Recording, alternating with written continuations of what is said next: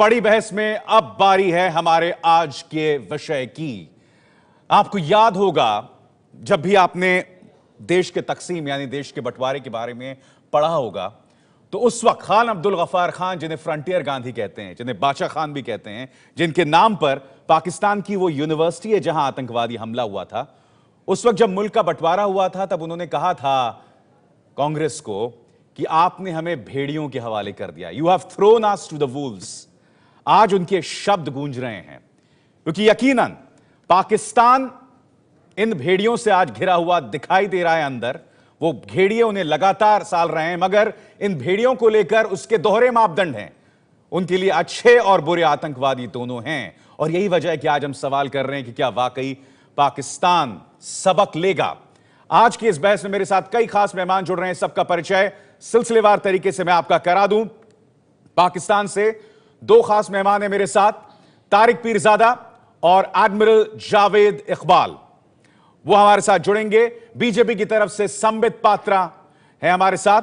उसी तरह से मेरे साथ यहां नोएडा स्टूडियो में ब्रिगेडियर मिश्रा हैं और एम्बेसडर विवेक काटजू। आप सबका स्वागत है, मगर सबसे पहले आइए देखते हैं ये रिपोर्ट।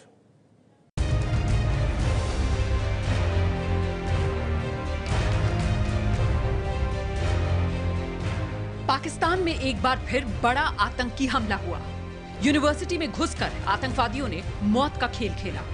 पाकिस्तान की सेना और पुलिस हरकत में आती इससे पहले ही जिंदगी बनाने के लिए पढ़ रहे युवा मौत की नींद सो चुके थे।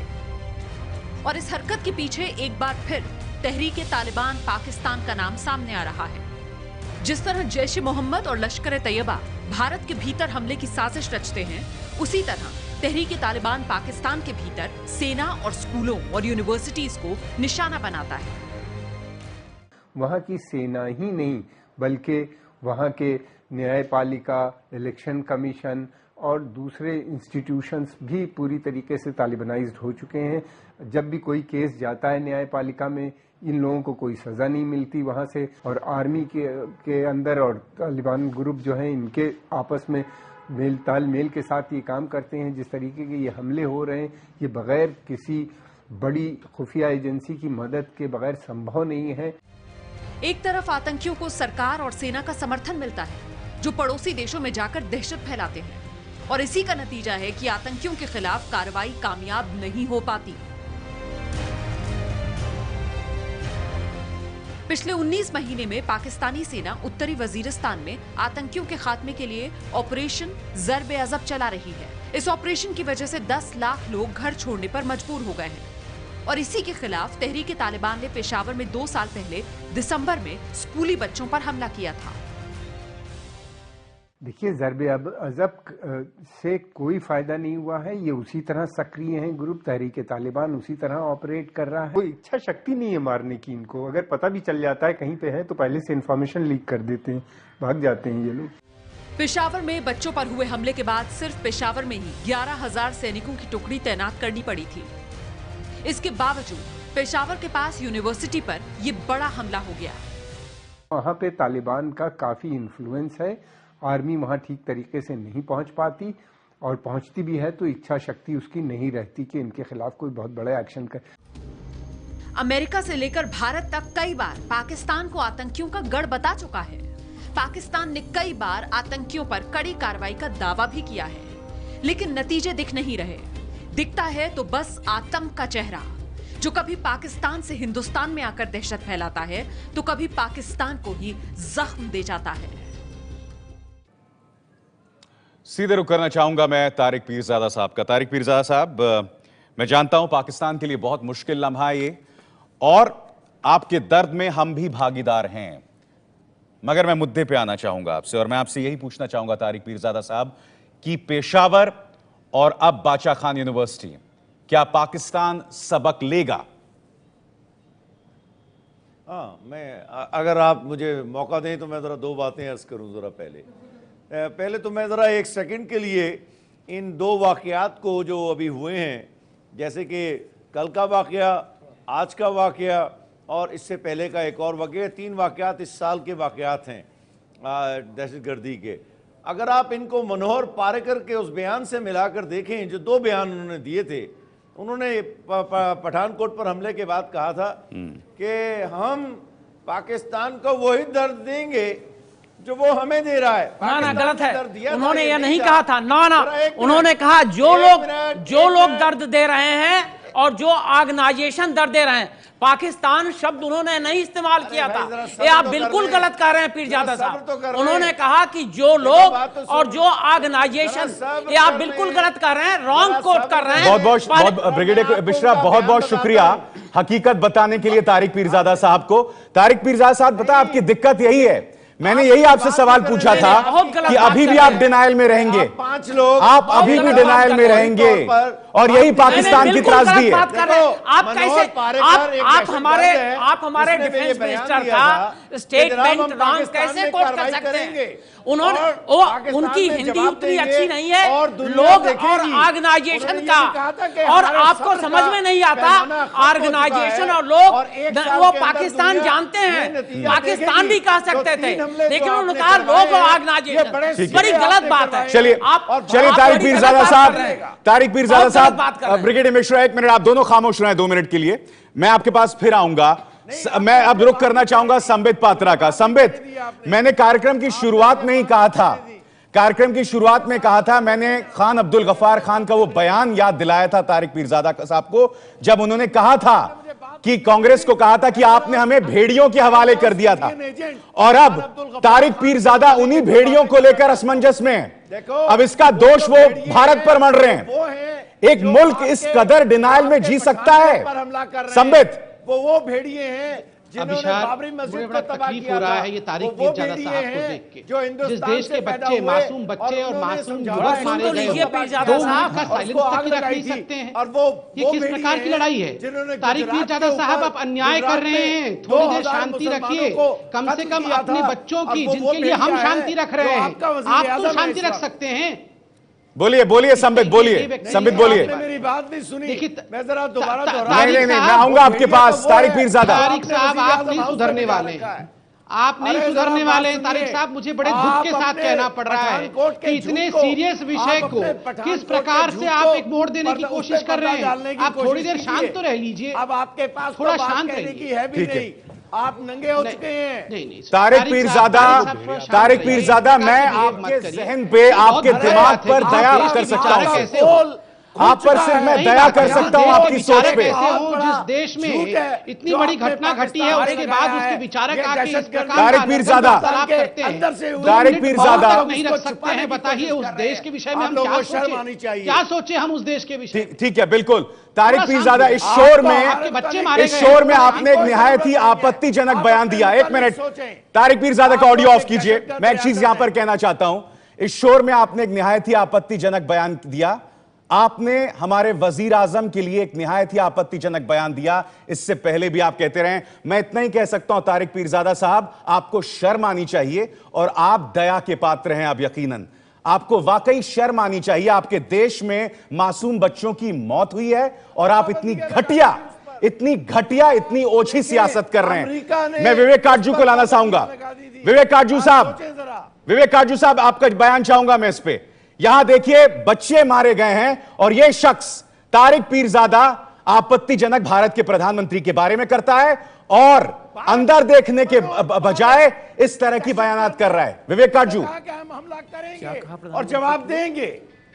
देखिए, आज शोक की घड़ी है। ये भारत नहीं करवाया है हमला, कॉलेज के विद्यार्थी, मैं बोलूं अभी सर, या बोलिए विवेक काटजू, आपको कोई नहीं रोक रहा, आप बोलिए। देखिए, आज शोक की घड़ी है। कॉलेज के, यूनिवर्सिटी के विद्यार्थी मारे जाएं, चाहे वो भारत में हो या पाकिस्तान में हो, उसका दुख हम सबको होता है। लड़ाइयां बच्चों से नहीं होती हैं, ये हमारी सभ्यता, हमारी संस्कृति का एक हमें सीख है। ये कैसी दहशतगर्दी, ये तो बिल्कुल वैशी हैं, ये तो जानवर भी नहीं करते हैं, जो कि ये लोग जिन्होंने ये वाकया किया है वो कर रहे हैं। या जैसे पहले 2014 दिसंबर में पेशावर आपके हिंदू लोग नहीं थे, हुआ था। समझौता एक्सप्रेस को चलाने वाले मैं बोल कुछ रहा हूं, मैं आपके तारिक साथ पीरजादा साहब सहानुभूति थोड़ी देर के लिए अपनी जुबान को बंद रखिए। ये बहुत बड़ा न्याय करेंगे आप। थोड़ी देर की जुबान को बंद रखिए। किस प्रकार की भाषा का प्रयोग आप करते हैं? इनको बुलाया क्यों जाता है? अभी शायद समझ नहीं पाता। मैं चुप रहूं, अब आप बताएं। नहीं, विवेक काटजू, आप बोलते रहें। आपको मैंने मंच दिया हुआ है।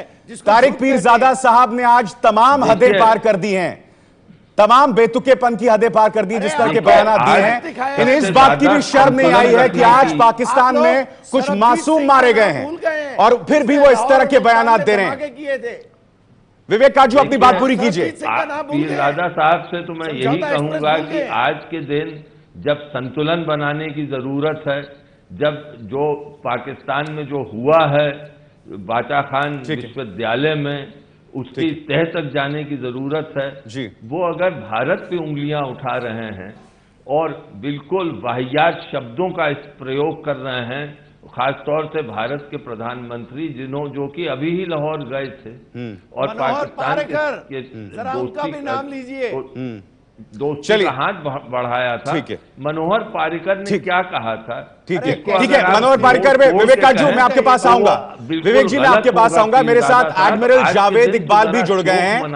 मेरे साथ एडमिरल जावेद इकबाल भी जुड़ गए हैं। एडमिरल जावेद इकबाल, सीधा सवाल, क्या अब भी पाकिस्तान डिनायल में रहेगा, जबकि स्पष्ट होता जा रहा है कि इस आतंकवादी हमले के लिए उमर मंसूर ने बाकायदा जिम्मेदारी ली है, जो कि तहरीक तालिबान का जो है एक आतंकवादी है।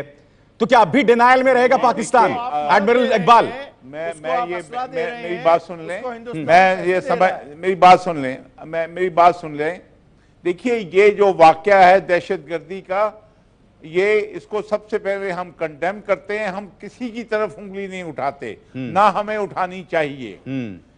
ये पहले जब तक तहकीक ना हो जाए, तहरीक तालिबान ने ये जिम्मेवारी कबूल की है, चाहे वो फेक है या असली है। असल वाकया ये है कि दहशतगर्दी चाहे पाकिस्तान में हो, हिंदुस्तान में हो, अफगानिस्तान में हो, ईरान में हो, पेरिस में हो, न्यूयॉर्क में हो, जर्मनी में हो, हर जगह को कंडेम करना चाहिए। ये जो बात है। और उसके बाद बिल्कुल भी मैं नहीं कहूंगा, मैं एक जिम्मेवार हैसियत से कहता हूं, मैं बिल्कुल भी किसी तरफ उंगली नहीं उठाऊंगा। मैं ये समझता हूं कि ये लहू का रंग सबका लाल होता है, सुर्ख होता है। हमें जो है आपस में तमाम मुल्कों को, रीजनल मुल्कों को, पड़ोसियों को ये सोचना होगा कि ये जो है ये दहशतगर्दी हमारी असल में दुश्मन है। बहुत अच्छी बात आपने कही यहाँ पर एडमिरल इकबाल। मुझे एक ब्रेक लेना होगा। ब्रिगेडियर मिश्रा, बहुत अच्छी बात, बहुत दानिशमंदी का आपने यहाँ पर मिसाल पेश किया है। उम्मीद है तारिक पीरजादा आपसे कम कुछ सीखें, जिस तरह के वाहियात और बेतुके बयानात उन्होंने अभी दिए हैं। मैं एक बहुत ही छोटे से ब्रेक के लिए यहां रुक रहा हूं, फिर लौटूंगा इस डिबेट की ओर।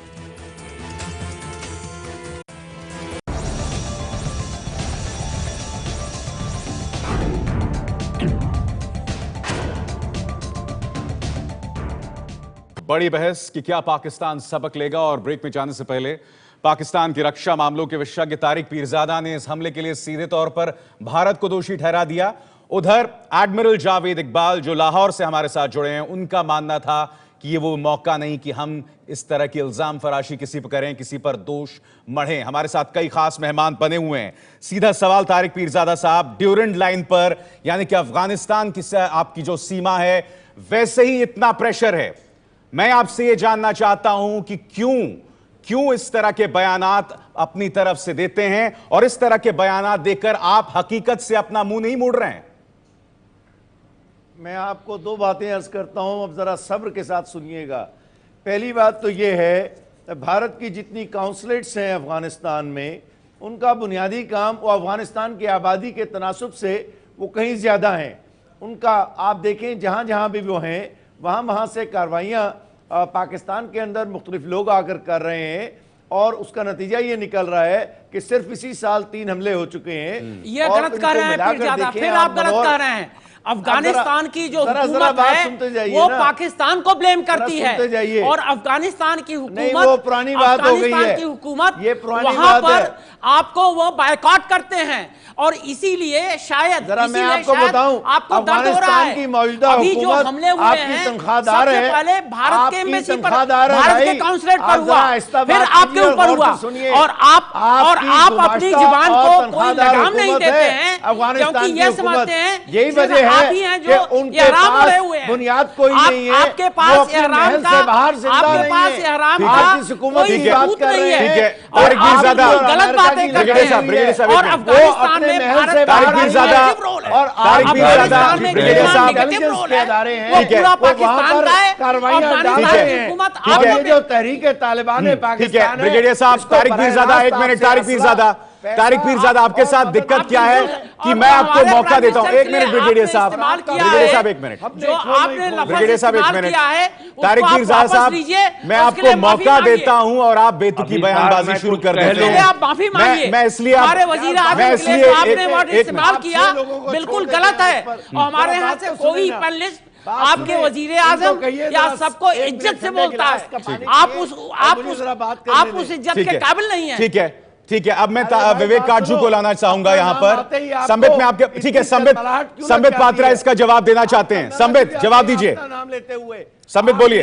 अपने प्रोग्राम में पाकिस्तान को गाली देकर बात शुरू की है। शांत हो जाइए, ये आपके बिहेवियर से आप नहीं, जरा आप शांत हो जाइए और मेरी बात सुनिएगा।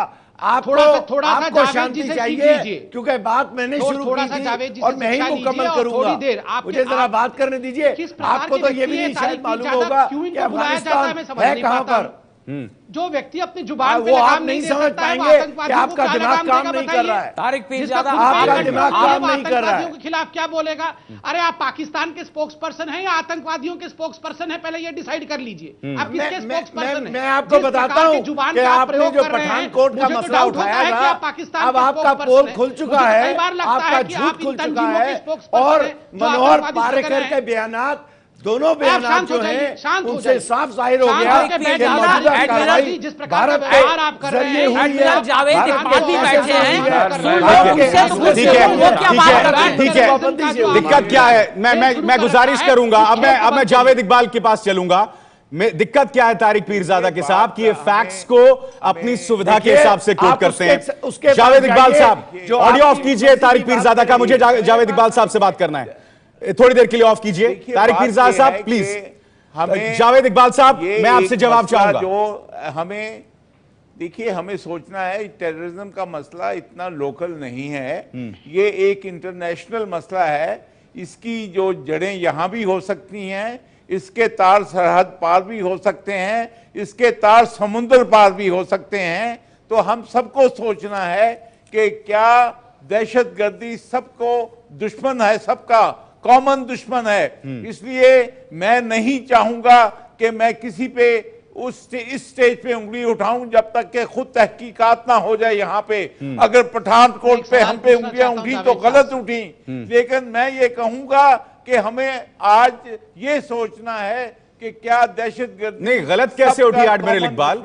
भारत ने बाकायदा सबूत दिए थे। ब्रिगेडियर मिश्रा, सवाल पूछना चाहता हूं, बाकायदा सबूत दिए थे। बोल लूं अभी हमारे इंडिया में मेडिसिन पाकिस्तान से नहीं खरीदी जाती है, क्योंकि हमारे यहाँ सब मेडिसिन बनती है। जो वहाँ के लोग आए वहाँ पर मेडिसिन उनकी मिली, बूथ की मार्किंग उनकी मिली, एम्युनिशन की मार्किंग उनकी मिली, और जो कम्युनिकेशन हुआ, जो रिकॉर्डेड है, जिसको पढ़ा, जिसको सुना जा सकता है, वो सब पूरे सबूत मिले। अगर फिर भी आप कहते हैं कि कंट्राइव्ड है, तो शायद रियलिटी और कंट्राइव्ड होने में हकीकत से बिल्कुल दूर है। विवेक काटजू कुछ कहना चाह रहे हैं? विवेक काटजू, विवेक काटजू चाहता हूं अभी सर, अगर और लोग शांत हों तो मैं बोलूं। विवेक काटजू, आपको बोलने मौका ही नहीं देते। आप बोलिए विवेक काटजू, आप बोलिए, क्योंकि तारिक पीरजादा चुप नहीं होने वाले हैं। आपको अपनी बात बोलनी पड़ेगी बुलंदी से। बोलिए विवेक काटजू। क्वेटा में जो काउंसलेट भारत की खोली गई, वो तब खोली गई जब मैं वहां का राजदूत, भारत का राजदूत था अफगानिस्तान में। बिल्कुल।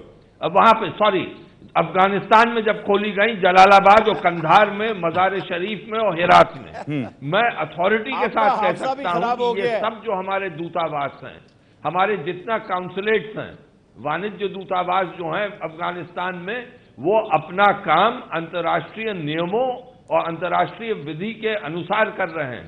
ये पाकिस्तान का, अगर पाकिस्तान से कोई भी इल्जाम लगाता है, जैसे तारिक पीरजादा लगा रहे हैं, ये बेबुनियाद है और गलत है। वो अफगानिस्तान की हुकूमत इन काउंसलेट को इजाजत देती है और ये इनका मकसद है कि भारत और अफगानिस्तान तो ये इस